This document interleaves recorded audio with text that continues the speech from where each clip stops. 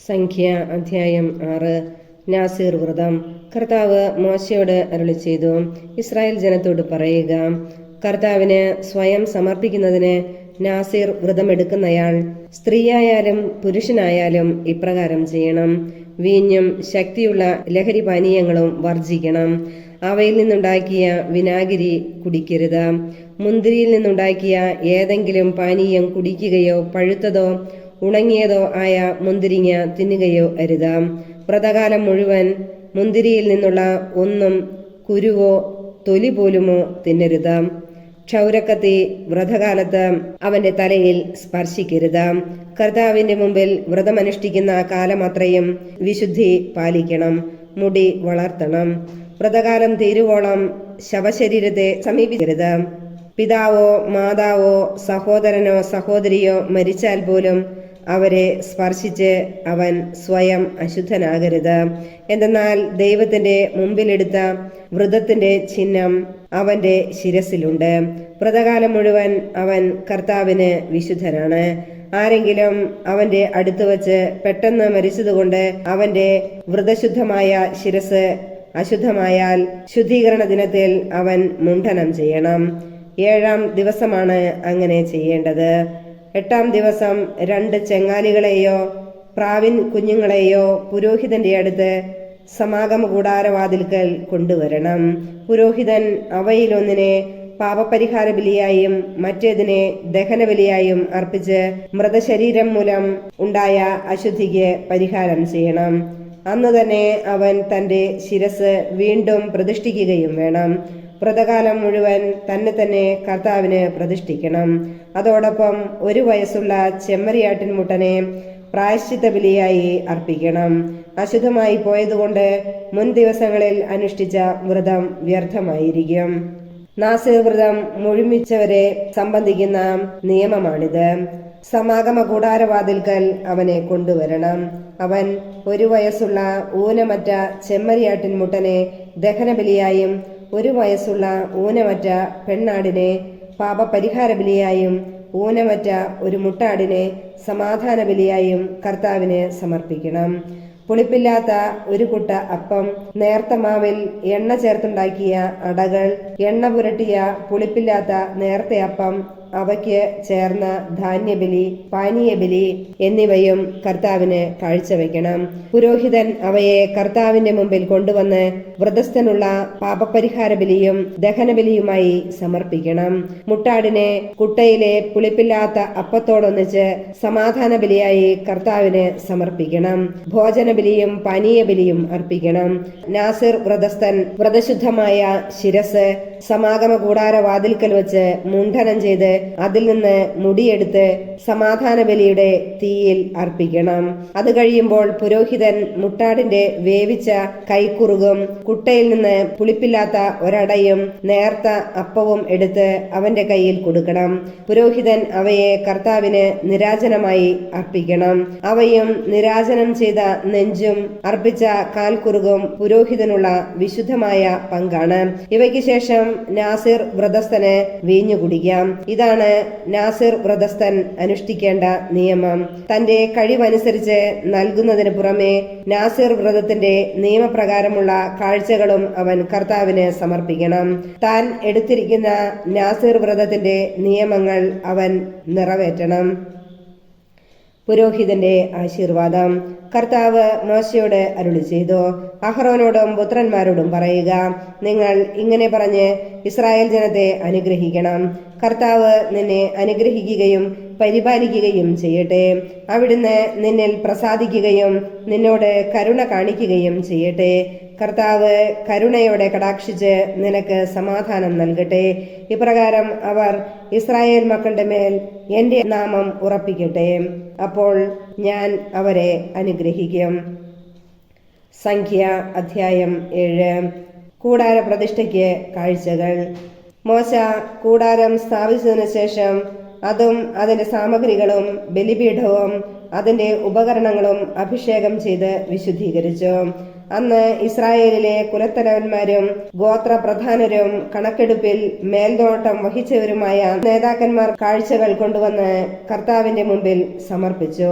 2 നേതാക്കന്മാർക്ക് 1 വണ്ടിയും ഒരാൾക്ക് 1 കാളയും എന്ന കണക്കിന് മൂടിയുള്ള 6 വണ്ടികളും 12 കാളകളും അവർ കൂടാരത്തിന്റെ മുമ്പിൽ സമർപ്പിച്ചു. അപ്പോൾ കർത്താവ് മോശയോട് അരുളി ചെയ്തു, സമാഗമ കൂടാരത്തിലെ വേലയ്ക്ക് ഉപയോഗിക്കാൻ അവരിൽ നിന്ന് അവ സ്വീകരിച്ച് ലേവ്യർക്ക് ഓരോരുത്തന്റെയും കർത്തവ്യമനുസരിച്ച് കൊടുക്കുക. മോശ വണ്ടികളെയും കാളകളെയും സ്വീകരിച്ച് ലേവ്യർക്ക് കൊടുത്തു. ഗർശോന്റെ പുത്രന്മാർക്ക് അവരുടെ ജോലിക്ക് അനുസരിച്ച് 2 വണ്ടികളും 4 കാളകളും കൊടുത്തു. പുരോഹിതനായ അഹറോന്റെ മകൻ ഇത്താമറിന്റെ നേതൃത്വത്തിലുള്ള മെറാറിയുടെ പുത്രന്മാർക്ക് അവരുടെ ജോലിക്കനുസരിച്ച് 4 വണ്ടികളും 8 കാളകളും കൊടുത്തു.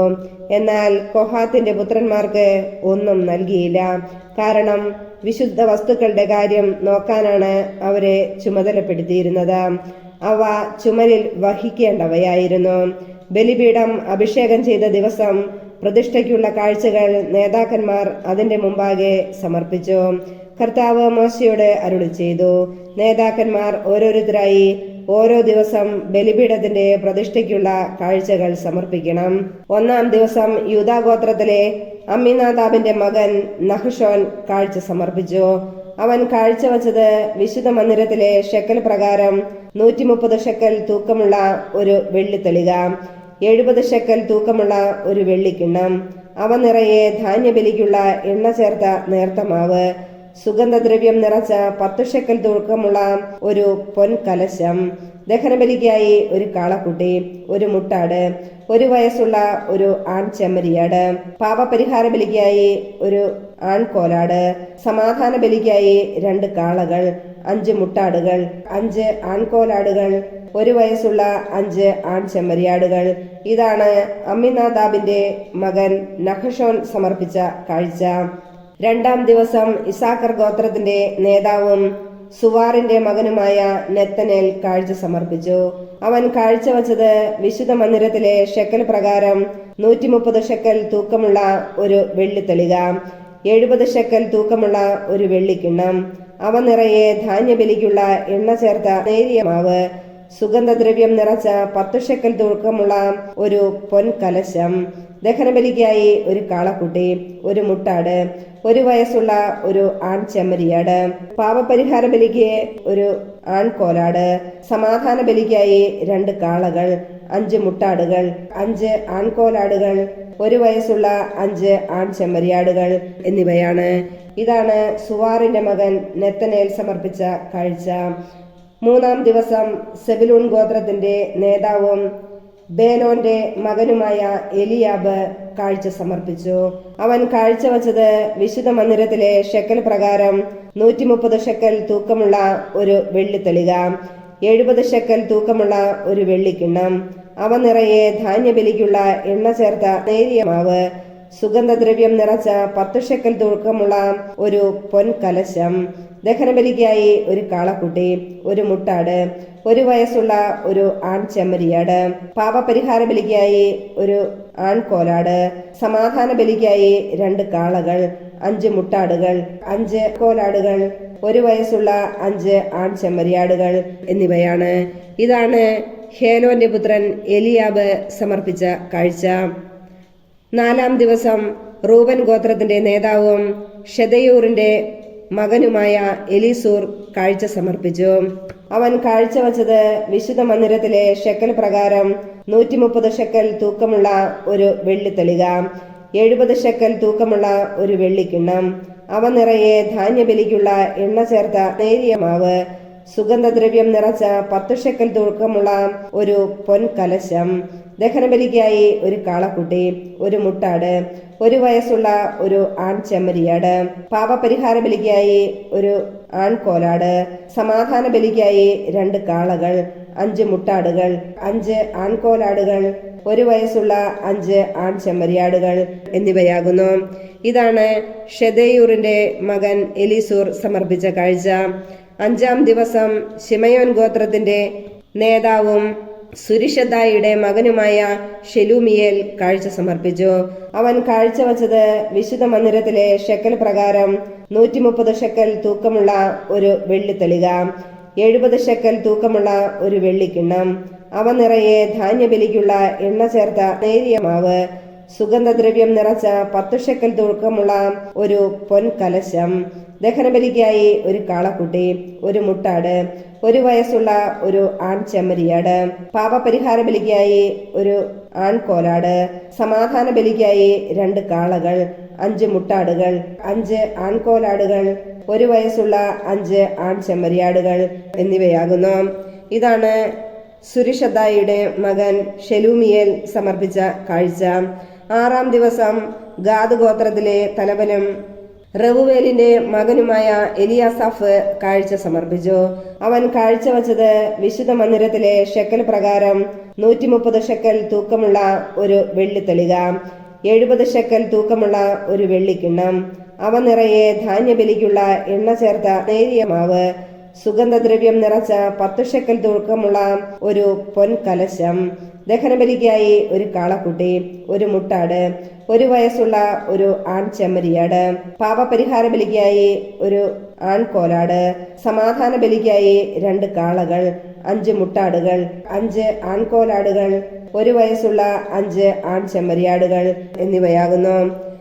ഇതാണ് റെവുവേലിന്റെ മകൻ എലിയാസാഫ് സമർപ്പിച്ച കാഴ്ച. 7-ാം ദിവസം എഫ്രായിം ഗോത്രത്തിന്റെ നേതാവും അമ്മിഹൂദിന്റെ മകനുമായ എലീഷാമ കാഴ്ച സമർപ്പിച്ചു. അവൻ കാഴ്ചവച്ചത് വിശുദ്ധ മന്ദിരത്തിലെ ഷെക്കൽ പ്രകാരം 130 ഷെക്കൽ തൂക്കമുള്ള ഒരു വെള്ളിത്തളിക, 70 ഷെക്കൽ തൂക്കമുള്ള ഒരു വെള്ളിക്കിണ്ണം, അവ നിറയെ ധാന്യബലിക്കുള്ള എണ്ണ ചേർത്ത നേരിയ മാവ്, സുഗന്ധദ്രവ്യം നിറച്ച 10 ഷെക്കൽ തൂക്കമുള്ള ഒരു പൊൻകലശം, ദഹനബലിക്കായി ഒരു കാളക്കുട്ടി, ഒരു മുട്ടാട്, 1 വയസ്സുള്ള ഒരു ആൺചെമ്മരിയാട്, പാപപരിഹാര ബലിക്കായി ഒരു ആൺകോലാട്, സമാധാന ബലിക്കായി 2 കാളകൾ, 5 മുട്ടാടുകൾ, 5 ആൺകോലാടുകൾ, 1 വയസ്സുള്ള 5 ആൺചെമ്മരിയാടുകൾ എന്നിവയാകുന്നു. ഇതാണ് അമ്മിഹൂദിന്റെ മകൻ എലീഷാമ സമർപ്പിച്ച കാഴ്ച. 8-ാം ദിവസം മനാസെ ഗോത്രത്തിന്റെ നേതാവും പെദക്സൂറിന്റെ മകനുമായ ഗമാലിയേൽ കാഴ്ച സമർപ്പിച്ചു.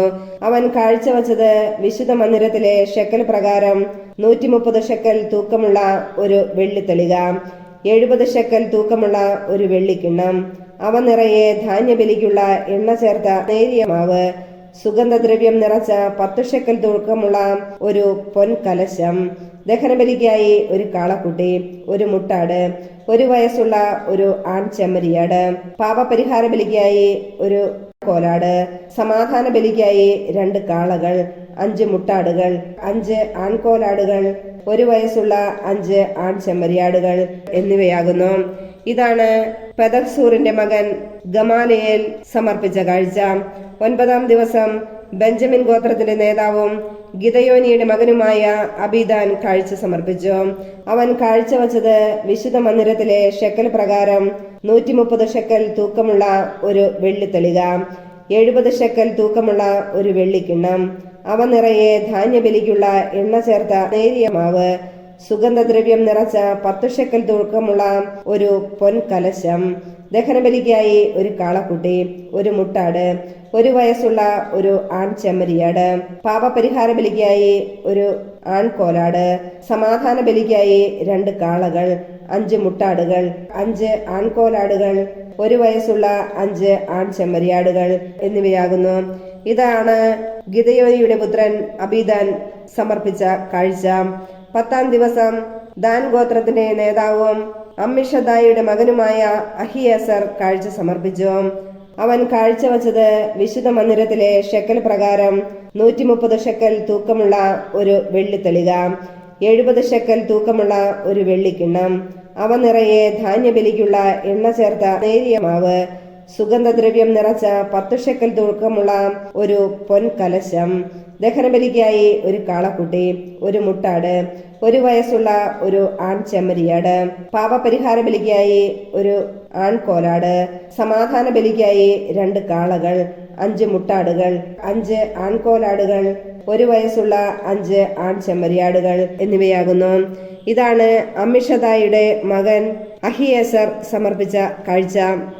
11-ാം ദിവസം ആഷേർ ഗോത്രത്തിന്റെ നേതാവും ഒക്രാന്റെ മകനുമായ പഗിയേൽ കാഴ്ച സമർപ്പിച്ചു. അവൻ കാഴ്ചവച്ചത് വിശുദ്ധ മന്ദിരത്തിലെ ഷെക്കൽ പ്രകാരം 130 ഷെക്കൽ തൂക്കമുള്ള ഒരു വെള്ളിത്തളിക, 70 ഷെക്കൽ തൂക്കമുള്ള ഒരു വെള്ളിക്കിണ്ണം, അവ നിറയെ ധാന്യബലിക്കുള്ള എണ്ണ ചേർത്ത നേരിയ മാവ്, സുഗന്ധദ്രവ്യം നിറച്ച 10 ഷെക്കൽ തൂക്കമുള്ള ഒരു പൊൻകലശം, ദഹനബലിക്കായി ഒരു കാളക്കുട്ടി, ഒരു മുട്ടാട്, 1 വയസ്സുള്ള ഒരു ആൺചെമ്മരിയാട്, പാപപരിഹാര ബലിക്ക് ഒരു ആൺകോലാട്, സമാധാന ബലിക്കായി 2 കാളകൾ, 5 മുട്ടാടുകൾ, 5 ആൺകോലാടുകൾ, 1 വയസ്സുള്ള 5 ആൺചെമ്മരിയാടുകൾ എന്നിവയാകുന്നു. ഇതാണ് ഒക്രാന്റെ മകൻ പഗിയേൽ സമർപ്പിച്ച കാഴ്ച. 12-ാം ദിവസം നഫ്താലി ഗോത്രത്തിന്റെ നേതാവും ഏനാന്റെ മകനുമായ അഹീറ കാഴ്ച സമർപ്പിച്ചു. അവൻ കാഴ്ചവച്ചത് വിശുദ്ധ മന്ദിരത്തിലെ ഷെക്കൽ പ്രകാരം 130 ഷെക്കൽ തൂക്കമുള്ള ഒരു വെള്ളിത്തളിക, 70 ഷെക്കൽ തൂക്കമുള്ള ഒരു വെള്ളിക്കിണ്ണം, അവ നിറയെ ധാന്യബലിക്കുള്ള എണ്ണ ചേർത്ത നേരിയ മാവ്, സുഗന്ധദ്രവ്യം നിറച്ച 10 ഷെക്കൽ തൂക്കമുള്ള ഒരു പൊൻകലശം, ദഹനബലിക്കായി ഒരു കാളക്കുട്ടി, ഒരു മുട്ടാട്, 1 വയസ്സുള്ള ഒരു ആൺചെമ്മരിയാട്, പാപപരിഹാര ബലിക്കായി ഒരു ആൺകോലാട്, സമാധാന ബലിക്കായി 2 കാളകൾ, 5 മുട്ടാടുകൾ, 5 ആൺകോലാടുകൾ, 1 വയസ്സുള്ള 5 ആൺചെമ്മരിയാടുകൾ എന്നിവയാകുന്നു. ഇതാണ് ഏനാന്റെ മകൻ അഹീറ സമർപ്പിച്ച കാഴ്ച. ബലിപീഠം അഭിഷേകം ചെയ്ത ദിവസം അതിന്റെ പ്രതിഷ്ഠയ്ക്ക് വേണ്ടി ഇസ്രായേൽ നേതാക്കന്മാർ സമർപ്പിച്ച കാഴ്ചകൾ ഇവയാണ്: 12 വെള്ളിത്തളികകൾ, 12 വെള്ളിക്കിണ്ണങ്ങൾ, 12 പൊൻകലശങ്ങൾ, ഓരോ വെള്ളിത്തളികയുടെയും തൂക്കം 130 ഷെക്കൽ, ഓരോ വെള്ളിക്കിണ്ണത്തിനും തൂക്കം 70 ഷെക്കൽ. അങ്ങനെ വെള്ളിപ്പാത്രങ്ങളുടെ ആകെ തൂക്കം വിശുദ്ധ മന്ദിരത്തിലെ ഷെക്കൽ പ്രകാരം 2400 ഷെക്കൽ. സുഗന്ധദ്രവ്യം നിറച്ച 12 പൊൻകലശങ്ങൾ, വിശുദ്ധ മന്ദിരത്തിലെ ഷെക്കൽ പ്രകാരം ഓരോന്നിനും തൂക്കം 10 ഷെക്കൽ. കലശങ്ങളുടെ ആകെ തൂക്കം 120 ഷെക്കൽ. ധാന്യബലിയോടുകൂടെ ദഹനബലിക്കുള്ള കന്നുകാലികളെല്ലാം കൂടി 12 കാളകൾ, 12 മുട്ടാടുകൾ, 1 വയസ്സുള്ള 12 ആൺചെമ്മരിയാടുകൾ, പാപപരിഹാര ബലിക്ക് 12 ആൺകോലാടുകൾ, സമാധാന ബലിക്കുള്ള കന്നുകാലികളെല്ലാം കൂടി 24 കാളകൾ, 60 മുട്ടാടുകൾ, 60 ആൺകോലാടുകൾ, 1 വയസ്സുള്ള 60 ആൺചെമ്മരിയാടുകൾ, ബലിപീഠം അഭിഷേകം ചെയ്തതിനു ശേഷം അതിന്റെ പ്രതിഷ്ഠയ്ക്കായി സമർപ്പിച്ച കാഴ്ചകൾ ഇവയാകുന്നു. കർത്താവുമായി സംസാരിക്കാൻ സമാഗമ കൂടാരത്തിൽ പ്രവേശിച്ചപ്പോൾ സാക്ഷ്യപേടകത്തിന്റെ മുകളിൽ 2 കെരൂബുകളുടെ മധ്യത്തിലുള്ള കൃപാസനത്തിൽ നിന്ന് ഒരു സ്വരം തന്നോട് സംസാരിക്കുന്നത് മോശ കേട്ടു. സംഖ്യ അധ്യായം 8. ദീപ സജ്ജീകരണം. കർത്താവ് മോശയോട് അരുളി ചെയ്തു: ദീപം കൊളുത്തുമ്പോൾ വിളക്കുകാരന് മുമ്പിൽ പ്രകാശം പരക്കത്തക്ക വിധം 7 വിളക്കുകളും ക്രമപ്പെടുത്തണമെന്ന് അഹറോനോട് പറയുക. അഹറോൻ അങ്ങനെ ചെയ്തു. കർത്താവ് മോശയോട് കൽപ്പിച്ചതുപോലെ വിളക്കുകാരന്റെ മുമ്പിൽ പ്രകാശം പരക്കുമാറ് വിളക്കുകൾ ക്രമപ്പെടുത്തി. ചുവട് മുതൽ ശിഖരങ്ങൾ വരെ സ്വർണം അടിച്ചു പരത്തി നിർമ്മിച്ചതായിരുന്നു വിളക്കുകാൽ. കർത്താവ് മോശയ്ക്ക് കാണിച്ചു കൊടുത്ത മാതൃകയിൽ തന്നെയാണ് അത് ഉണ്ടാക്കിയത്. ലേവ്യരുടെ സമർപ്പണം. കർത്താവ് മോശയോട് അരുളി ചെയ്തു: ലേവ്യരെ ജനങ്ങളുടെ ഇടയിൽ നിന്ന് വേർതിരിച്ച് ശുദ്ധീകരിക്കുക. അവരെ ശുദ്ധീകരിക്കേണ്ടത് ഇങ്ങനെയാണ്: പാപപരിഹാര ജലം അവരുടെ മേൽ തളിക്കുക. ശരീരം മുഴുവൻ ക്ഷൗരം ചെയ്ത് വസ്ത്രങ്ങൾ അലക്കി അവർ തങ്ങളെ തന്നെ ശുദ്ധീകരിക്കുകയും വേണം. അനന്തരം ഒരു കാളക്കുട്ടിയെയും ധാന്യബലിക്കായി എണ്ണ ചേർത്ത നേരിയ മാവും അവർ എടുക്കട്ടെ. പാപപരിഹാര ബലിക്ക് മറ്റൊരു കാളക്കുട്ടിയെയും എടുക്കണം. ലേവ്യരെ സമാഗമ കൂടാരത്തിന്റെ മുമ്പിൽ കൊണ്ടുവരികയും ഇസ്രായേൽ സമൂഹത്തെ മുഴുവൻ അവിടെ വിളിച്ചുകൂട്ടുകയും വേണം. ലേവ്യരെ കർത്താവിന്റെ മുമ്പിൽ കൊണ്ടുവരുമ്പോൾ ഇസ്രായേൽ ജനം അവരുടെ തലയിൽ കൈവയ്ക്കണം. ഇസ്രായേൽ ജനത്തിന്റെ നിരാജനത്തിനായി കർത്താവിന് ശുശ്രൂഷ ചെയ്യാൻ അഹറോൻ ലേവ്യരെ അവിടത്തേക്ക് സമർപ്പിക്കണം. ലേവ്യർ കാളക്കുട്ടികളുടെ തലയിൽ കൈവയ്ക്കണം. അവരുടെ പാപപരിഹാരത്തിനായി കാളക്കുട്ടികളിൽ ഒന്നിനെ പാപപരിഹാര ബലിയായും മറ്റേതിനെ ദഹനബലിയായും നീ കർത്താവിനെ അർപ്പിക്കണം. അഹറോന്റെയും പുത്രന്മാരുടെയും ശുശ്രൂഷയിൽ അവരെ സഹായിക്കാൻ ലേവ്യരെ കർത്താവിനെ നിരാജനമായി അർപ്പിക്കുക. ഇപ്രകാരം ഇസ്രായേൽ ജനത്തിന്റെ ഇടയിൽ നിന്ന് ലേവ്യരെ നീ വേർതിരിക്കണം. അവർ എന്റേതായിരിക്കും. ശുദ്ധീകരിക്കുകയും നിരാജനമായി സമർപ്പിക്കുകയും ചെയ്തു കഴിയുമ്പോൾ സമാഗമ കൂടാരത്തിൽ ശുശ്രൂഷ ചെയ്യാൻ ലേവ്യർ അകത്ത് പ്രവേശിക്കട്ടെ. ഇസ്രായേലിൽ നിന്ന് തിരഞ്ഞെടുക്കപ്പെട്ട അവർ പൂർണ്ണമായും എനിക്കുള്ളവരാണ്. ഇസ്രായേലിലെ ആദ്യജാതന്മാർക്ക് പകരം ഞാൻ അവരെ എനിക്കായി തിരഞ്ഞെടുത്തിരിക്കുന്നു. ഇസ്രായേലിൽ മനുഷ്യരുടെയും മൃഗങ്ങളുടെയും കടിഞ്ഞൂലുകളെല്ലാം എനിക്കുള്ളതാണ്. ഈജിപ്തിലെ കടിഞ്ഞൂലുകളെല്ലാം സംഹരിച്ചപ്പോൾ ഞാൻ അവരെ എനിക്കായി മാറ്റിവെച്ചു.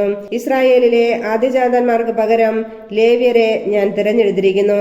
സമാഗമ കൂടാരത്തിൽ ഇസ്രായേൽ ജനത്തിനു വേണ്ടി സേവനം ചെയ്യാനും അവർക്ക് വേണ്ടി പരിഹാര കർമ്മങ്ങൾ അനുഷ്ഠിക്കാനും ജനം വിശുദ്ധ സ്ഥലത്തെ സമീപിച്ചാൽ അവരുടെ ഇടയിൽ മഹാമാരി ഉണ്ടാകാതിരിക്കാനും ആയി അവരിൽ നിന്ന് ലേവ്യരെ ഞാൻ തെരഞ്ഞെടുത്ത് അഹറോനും പുത്രന്മാർക്കും ഇഷ്ടദാനമായി കൊടുത്തിരിക്കുന്നു. മോശയോട് കർത്താവ് കൽപ്പിച്ചതനുസരിച്ച് മോശയും അഹറോനും ഇസ്രായേൽ സമൂഹവും ചേർന്ന് ലേവ്യരെ കർത്താവിന് പ്രതിഷ്ഠിച്ചു. ലേവ്യർ തങ്ങളെ തന്നെ പാപത്തിൽ നിന്ന് ശുദ്ധീകരിച്ചു, വസ്ത്രമലക്കി. അഹറോൻ അവരെ നിരാജനമായി കർത്താവിന് സമർപ്പിച്ചു. അവരുടെ ശുദ്ധീകരണത്തിനായി അഹറോൻ പാപപരിഹാര ബലി അർപ്പിക്കുകയും ചെയ്തു. അനന്തരം സമാഗമ കൂടാരത്തിലെ ശുശ്രൂഷയിൽ അഹറോനെയും പുത്രന്മാരെയും സഹായിക്കാൻ ലേവ്യർ അകത്ത് പ്രവേശിച്ചു. കർത്താവ് മോശയോട് കൽപ്പിച്ചതനുസരിച്ച് അവർ ലേവ്യരോട് പ്രവർത്തിച്ചു. കർത്താവ് മോശയോട് അരുളി ചെയ്തു. ലേവ്യരെ സംബന്ധിക്കുന്ന നിയമം ഇതാണ്.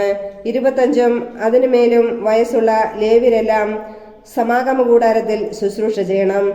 50 വയസ്സാകുമ്പോൾ ശുശ്രൂഷയിൽ നിന്ന് വിരമിക്കണം. പിന്നെ ശുശ്രൂഷ ചെയ്യേണ്ടതില്ല. എന്നാൽ സമാഗമ കൂടാരത്തിൽ ജോലി ചെയ്യുന്ന സഹോദരന്മാരെ അവർക്ക് സഹായിക്കാം. അവർ നേരിട്ട് ചുമതല വഹിക്കേണ്ടതില്ല. ലേവ്യരെ ചുമതല ഏൽപ്പിക്കുമ്പോൾ നീ ഇങ്ങനെ ചെയ്യണം. സംഖ്യ അധ്യായം 9. രണ്ടാമത്തെ പെസഹ. ഇസ്രായേൽ ജനം ഈജിപ്തിൽ നിന്ന് പുറപ്പെട്ടതിന്റെ 2-ാം വർഷം 1-ാം മാസം സീനായി മരുഭൂമിയിൽ വെച്ച് കർത്താവ് മോശയോട് അരുളി ചെയ്തു. ഇസ്രായേൽ ജനം നിശ്ചിത സമയത്ത് തന്നെ പെസഹ ആഘോഷിക്കണം. ഈ മാസം 14-ാം ദിവസം വൈകുന്നേരം എല്ലാ നിയമങ്ങളും ചട്ടങ്ങളും അനുസരിച്ച് നിങ്ങൾ പെസഹ ആചരിക്കണം. പെസഹ ആചരിക്കണമെന്ന് ഇസ്രായേൽ ജനത്തെ മോശ അറിയിച്ചു. അങ്ങനെ അവർ 1-ാം മാസം 14-ാം ദിവസം വൈകുന്നേരം സീനായി മരുഭൂമിയിൽ വെച്ച് പെസഹ ആചരിച്ചു. കർത്താവ് മോശയോട് കൽപ്പിച്ചതനുസരിച്ച് ഇസ്രായേൽ പ്രവർത്തിച്ചു. ശവശരീരം സ്പർശിച്ച് അശുദ്ധരായതുകൊണ്ട് ആ ദിവസം പെസഹ ആചരിക്കാൻ കഴിയാത്ത ചിലരുണ്ടായിരുന്നു. അവർ മോശയുടെയും അഹ്റോന്റെയും അടുത്ത് ചെന്ന് പറഞ്ഞു, ഞങ്ങൾ മൃതശരീരം സ്പർശിച്ച് അശുദ്ധരായി. എന്നാൽ നിശ്ചിത സമയത്ത് ഇസ്രായേലിലെ മറ്റ് ആളുകളോട് ചേർന്ന് കർത്താവിന് കാഴ്ച സമർപ്പിക്കുന്നതിൽ നിന്ന് ഞങ്ങളെ തടയേണ്ടതുണ്ടോ? മോശ പറഞ്ഞു, കർത്താവ് തന്റെ ഹിതം എന്നെ അറിയിക്കുന്നതുവരെ കാത്തിരിക്കുക. കർത്താവ് മോശയോട് അരുളി ചെയ്തു, ഇസ്രായേൽ ജനത്തോട് പറയുക, നിങ്ങളോ നിങ്ങളുടെ മക്കളിൽ ആരെങ്കിലുമോ ശവശരീരം സ്പർശിച്ച് അശുദ്ധരാവുകയോ ദൂരയാത്രയിലായിരിക്കുകയോ ചെയ്താലും അവർ കർത്താവിന് പെസഹ ആചരിക്കണം. 2-ാം മാസം 14-ാം ദിവസം വൈകുന്നേരം അവർ അത് ആചരിക്കണം. പുളിപ്പില്ലാത്ത അപ്പവും കൈപ്പുള്ള ഇലയും കൂട്ടി പെസഹ ഭക്ഷിക്കണം. പ്രഭാതത്തിലേക്ക് ഒന്നും അവശേഷിക്കരുത്. മൃഗത്തിന്റെ അസ്ഥിയൊന്നും ഒടിക്കുകയുമരുത്. നിയമങ്ങളനുസരിച്ച് അവർ പെസഹ ആചരിക്കണം. എന്നാൽ ഒരുവൻ അശുദ്ധനല്ല, യാത്രയിലുമല്ല എങ്കിലും പെസഹ ആചരിക്കുന്നതിൽ നിന്ന് ഒഴിഞ്ഞു മാറുന്നെങ്കിൽ അവൻ നിശ്ചിത സമയത്ത് കർത്താവിന് കാഴ്ച നൽകാത്തതുകൊണ്ട് സ്വജനത്തിൽ നിന്ന് വിച്ഛേദിക്കപ്പെടണം. അവൻ തന്റെ പാപത്തിന്റെ ഫലം വഹിക്കണം. നിങ്ങളുടെ ഇടയിൽ വന്ന് പാർക്കുന്ന പരദേശി കർത്താവിന് പെസഹ ആചരിക്കുന്നെങ്കിൽ നിയമങ്ങളും വിധികളും അനുസരിച്ച് അവൻ അത് നിർവഹിക്കണം. പരദേശിക്കും സ്വദേശിക്കും ഒരേ നിയമം തന്നെ. കൂടാരമുകളിൽ മേഘം. സാക്ഷി കൂടാരം സ്ഥാപിച്ച ദിവസം മേഘം അതിനെ ആവരണം ചെയ്തു. അഗ്നി പോലെ പ്രകാശിച്ചുകൊണ്ട് സന്ധ്യ മുതൽ പ്രഭാതം വരെ അത് കൂടാരത്തിന് മുകളിൽ നിന്നു. നിരന്തരമായി അത് അങ്ങനെ നിന്നു. പകൽ മേഘവും രാത്രി അഗ്നിരൂപവും കൂടാരത്തെ ആവരണം ചെയ്തിരുന്നു. മേഘം കൂടാരത്തിൽ നിന്ന് ഉയരുമ്പോൾ ഇസ്രായേൽ ജനം യാത്ര തിരിക്കും. മേഘം നിൽക്കുന്നിടത്ത് അവർ പാളയമടിക്കും. കർത്താവിന്റെ കൽപ്പനയനുസരിച്ച് ഇസ്രായേൽ ജനം യാത്ര പുറപ്പെട്ടു. അവിടുത്തെ കൽപ്പന പോലെ അവർ പാളയമടിച്ചു. മേഘം കൂടാരത്തിന് മുകളിൽ നിശ്ചലമായി നിൽക്കുന്നിടത്തോളം സമയം അവർ പാളയത്തിൽ തന്നെ കഴിച്ചുകൂട്ടി. മേഘം ദീർഘനാൾ കൂടാരത്തിന് മുകളിൽ നിന്നപ്പോഴും ഇസ്രായേൽ കർത്താവിന്റെ കൽപ്പന അനുസരിക്കുകയും യാത്ര പുറപ്പെടാതിരിക്കുകയും ചെയ്തു. ചിലപ്പോൾ ഏതാനും ദിവസം മാത്രം മേഘം കൂടാരത്തിന് മുകളിൽ നിന്നു. അപ്പോഴും കർത്താവിന്റെ കൽപ്പനയനുസരിച്ച് അവർ പാളയത്തിൽ തന്നെ വസിച്ചു. അവിടുത്തെ കൽപ്പനയനുസരിച്ച് മാത്രമേ അവർ യാത്ര പുറപ്പെട്ടുള്ളൂ. ചിലപ്പോൾ മേഘം സന്ധ്യ മുതൽ പുലർച്ചെ വരെ മാത്രം നിൽക്കും. പ്രഭാതത്തിൽ മേഘം ഉയരുമ്പോൾ അവർ യാത്ര പുറപ്പെടും. പകലോ രാത്രിയോ ആയാലും മേഘം ഉയരുമ്പോൾ അവർ പുറപ്പെടും. മേഘം 2 ദിവസമോ 1 മാസമോ അതിൽ കൂടുതലോ കൂടാരത്തിന് മുകളിൽ നിന്നാലും അവർ യാത്ര തുടരാതെ പാളയത്തിൽ തന്നെ വസിക്കും. മേഘം ഉയരുമ്പോൾ അവർ യാത്ര തുടരും. കർത്താവിന്റെ കൽപ്പനയനുസരിച്ചാണ് അവർ പാളയമടിക്കുകയും യാത്ര പുറപ്പെടുകയും ചെയ്തിരുന്നത്. അവിടുന്ന് മോശ വഴി നൽകിയ കൽപ്പനയനുസരിച്ച് അവർ പ്രവർത്തിച്ചു. സംഖ്യ അധ്യായം 10. കാഹളം. കർത്താവ് മോശയോട് അരുളി ചെയ്തു, അടിച്ചു വരത്തിയ വെള്ളി കൊണ്ട് 2 കാഹളം നിർമ്മിക്കുക.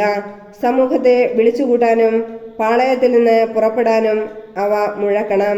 അവ രണ്ടും ഒന്നിച്ചു മുഴക്കുമ്പോൾ സമൂഹം മുഴുവനും സമാഗമ കൂടാരവാതിൽക്കൽ നിന്റെ മുൻപിൽ സമ്മേളിക്കണം. 1 കാഹളം മാത്രം ഊതിയാൽ ഇസ്രായേലിലെ ഗോത്രതലവന്മാരായ നായകന്മാർ മാത്രം നിന്റെ മുമ്പിൽ ഒന്നിച്ചുകൂടണം. സന്നാഹത്തിനുള്ള ആദ്യ കാഹളം മുഴങ്ങുമ്പോൾ കിഴക്കുവശത്തുള്ള പാളയങ്ങൾ പുറപ്പെടണം. അത് 2ാം പ്രാവശ്യം മുഴങ്ങുമ്പോൾ തെക്കുവശത്തുള്ള പാളയങ്ങൾ പുറപ്പെടണം. യാത്ര പുറപ്പെടേണ്ടപ്പോഴൊക്കെ സന്നാഹധ്വനി ഉയർത്തണം. സമൂഹം ഒന്നിച്ചുകൂടാൻ കാഹളമൂതുമ്പോൾ സന്നാഹധ്വനി മുഴക്കരുത്. അഹ്റോന്റെ പുത്രന്മാരാണ് കാഹളം മുഴക്കേണ്ടത്. ഇത് നിങ്ങൾക്ക് തലമുറ തോറും എന്നേക്കുമുള്ള നിയമമായിരിക്കും.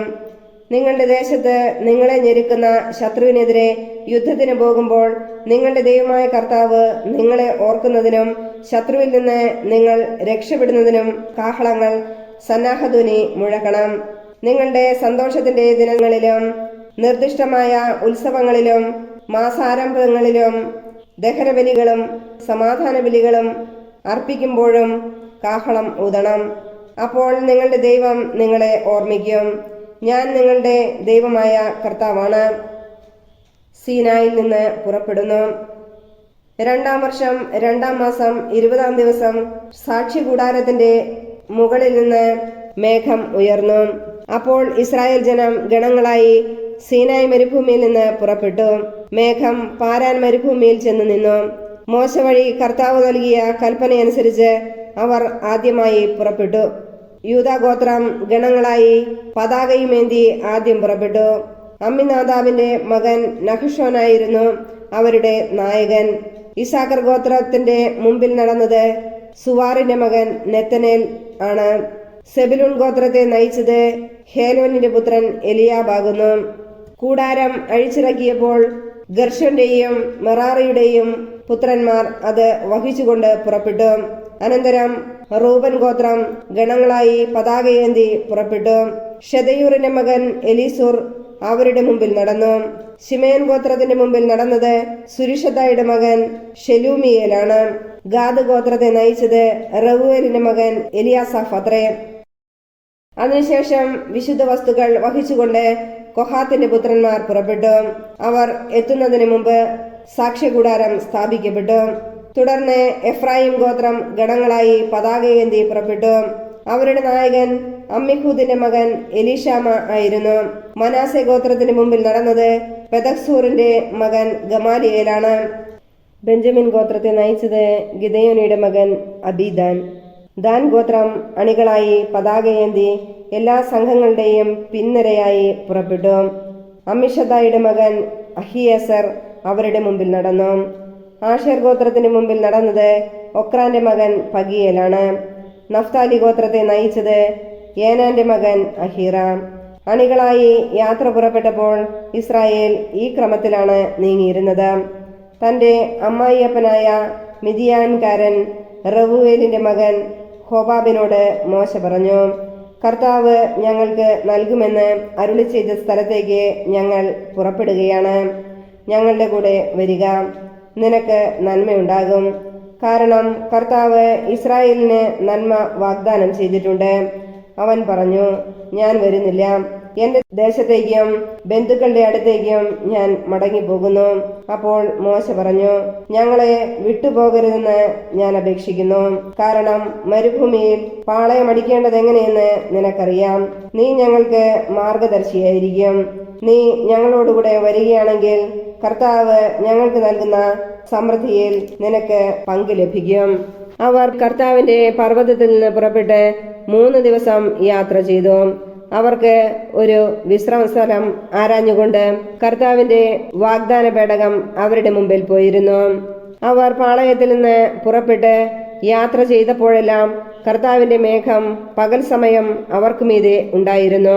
പേടകം പുറപ്പെട്ടപ്പോഴെല്ലാം മോശ പ്രാർത്ഥിച്ചു, കർത്താവെ ഉണരുക, അങ്ങയുടെ ശത്രുക്കൾ ചിതറിപ്പോകട്ടെ, അങ്ങയെ ദ്വേഷിക്കുന്നവർ പലായനം ചെയ്യട്ടെ.